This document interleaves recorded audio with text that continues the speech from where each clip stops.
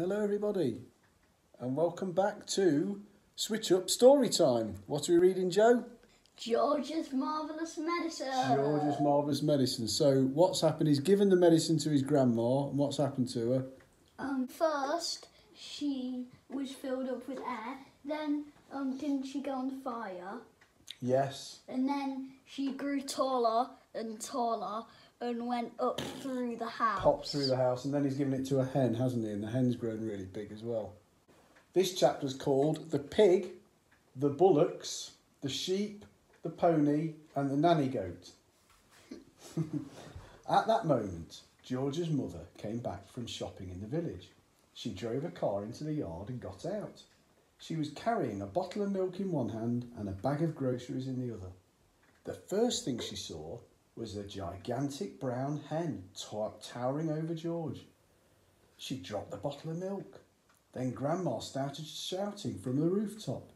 And when she looked up and saw Grandma's head sticking through the tiles, she dropped the bag of groceries. "How about that then, Mary?" Grandma shouted. "I bet you've never seen an hen as big as that. That's George's giant hen, that is." But, stammered George's mother. "It's George's magic medicine," Grandma shouted. "We both of us had it, the hen and I." "But how in the world did you get up on the roof?" cried the mother. "I didn't," cackled the woman. "My feet are still standing on the floor in the living room." This was too much for George's mother to understand. She just goggled and gaped. She looked as though she was going to faint. A second later, George's father appeared. His name was Mr. Killy Cranky. Mr. Cranky was a small man with bandy legs and a huge head. He was a kind father to George, but he was not an easy person to live with, because even the smallest thing got him all worked up and excited. The hen standing in the yard was certainly not a small thing. Mr. Cranky saw it. He started jumping about as though something was burning his feet. "Great heavens!" he cried, waving his arms. "What's this? What's happened? Where did it come from? It's a giant hen. Who did it?" I did, George said. "Look at me!" Grandma shouted from the rooftop. "Never mind about the hen. What about me?" Mr. Cranky looked up and saw Grandma. "Shut up, Grandma," he said.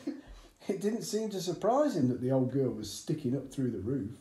It was the hen that excited him. He'd never seen anything like it. But then who had? "It's fantastic," Mr. Cranky shouted. "It's colossal. It's gigantic. It's a miracle. How did you do it, George?" George started telling his father about the magic medicine. While he was doing this, the big brown hen sat down in the middle of the yard and went.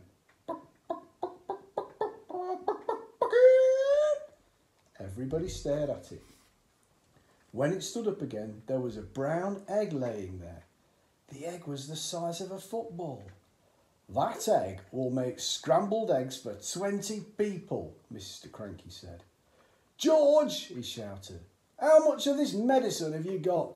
"Lots," George said. "There's a big saucepan full in the kitchen, and this bottle here is nearly full." "Come with me," Mr. Cranky yelled, grabbing George by the arm. "Bring the medicine. For years and years I've been trying to breed bigger and bigger animals.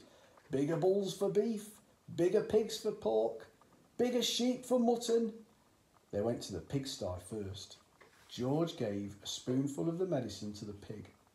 The pig blew smoke from its nose, caught on fire like you said, then jumped about all over the place, and then it grew and grew. In the end, it looked like this. They went to the herd of fine black bullocks that Mr. Cranky was trying to fatten for the market. George gave each of them some medicine, and this is what happened. Then the sheep.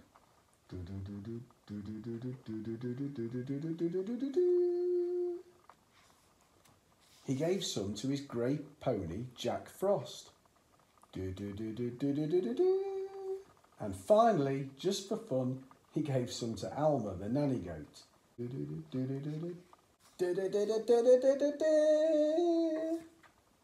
They've all grown huge, haven't they? Yeah. Right, that's the end of this chapter.